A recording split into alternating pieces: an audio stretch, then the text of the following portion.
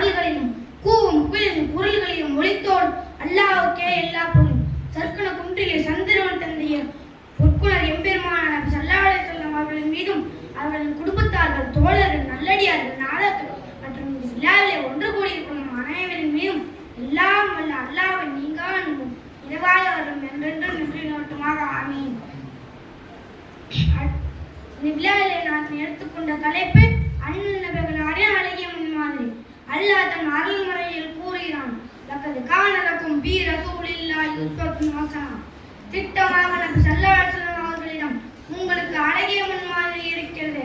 சுமார் 1446 ஆண்டுகளுக்கு முன்னால் அன்றைய உலகத்தில் அறியாமையில் நிறைந்திருந்த காலகட்டத்தில் இறுதி இறை தூதராக நபி ஸல்லல்லாஹு அலைஹி வஸல்லம் அவர்கள் வருகை தந்தார்கள். அவர்களின் அழகிய போதனைகளில் நிறைந்த வாழ்க்கையானது அந்த அறியாமையை நீக்கி மக்களுக்கு அழகிய வாழ்க்கை முறையை தந்தது.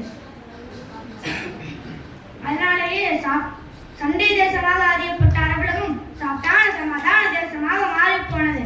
அடுத்து இன்று அத்தியாவசியமான சில அழகிய முன்மாதிரிகளை மட்டும் நான் இங்கே கோடிட்டு காட்ட விரும்புகிறேன். அப்துல்லா இப்னு அம்ர் ரலியல்லாஹு அன்ஹு அவர்கள் அறிவித்தார்கள், நபி ஸல்லல்லாஹு அலைஹி வஸல்லம் அவர்கள் இயற்கையாகவோ கெட்ட வார்த்தை பேசுவதாக இருந்ததில்லை. இன்ன மின் ஹியாருக்கும் அகுசனக்கும் அபுராக்கா, உங்களில் சிறந்தவர்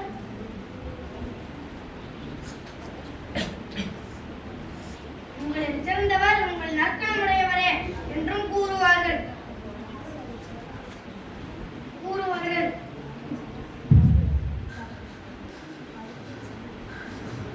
அடுத்து இன்று வளர்ந்து வரும் எளிய சமுதாயம் வீட்டிலும் பொதுவெளியிலும் சமூக வலைதளங்களிலும் சர்வ சாதாரணமாக கெட்ட வார்த்தை பேசுவதை பார்க்கின்றோம். இது யாருடைய முன்மாதிரி? நபிகளின் முன்மாதிரியா அல்லது சைத்தானின் முன்மாதிரியா? கண்டிப்பாக இது நபிகளின் முன்மாதிரிக்கு மாற்றமானது மட்டுமல்ல, நபிகளின் கோபத்திற்கு காரணமானது கூட. அடுத்து இன்று நாட்டிலே நீதி என்ன விலை என்று கூவி கேட்கும் அவலநிலையை பார்க்கின்றோம். நீதியை நிலைநாட்ட வேண்டி நீதிமன்றங்களை ஆட்டம் போடுவதை பார்க்கின்றோம். ஆனால் என் மகன் பார்த்து மாற்றிருந்தாலும் அவள் கையையும் துண்டிப்பேன் என்று சொன்ன நபிகளிடத்தில் நீதி பரிபாலனத்தில் அழகிய முன்மாதிரி. அடுத்து என்று சமய நல்லிணக்கத்தோடு வாழ்பவர்களுக்கு மத்தியில்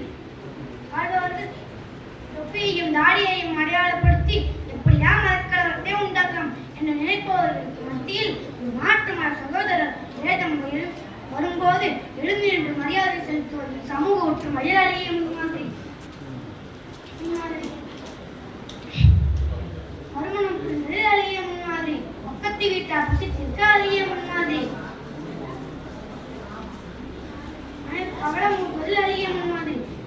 நின்று நீர் இருக்கக்கூடாது என்பதில் அழிய முன்மாதிரி. உட்கார்ந்து சென்னை கழிக்க வேண்டும் என்பதில் அழிய முன்மாதிரி. பக்கத்து வீட்டார் பசித்திற்கு தான் மட்டும் அது நிறைய உள்ளவன் உண்மை மூமினல்ல என்பதில் அழிய முன்மாதிரி.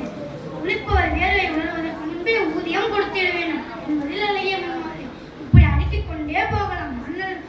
அழகிய முன்மாதிரிகளை அழகிய முன்மாதிரி என்ற சொல்லுக்கு 10 பொருத்தமும் பக்காவை பொருந்துகிற ஒரே தலைவர், ஒரே மாமனிதர் முஹம்மது ரசூலுல்லாஹி ஸல்லல்லாஹு அலைஹி வஸல்லம் அவர்கள் மட்டும்தான். எனவே அந்த அழகிய முன்மாதிரிகளை பின்பற்றி வாழும் நல்ல தௌஃபீக் அல்லாஹ் நமக்கு தந்தருள்வானாக.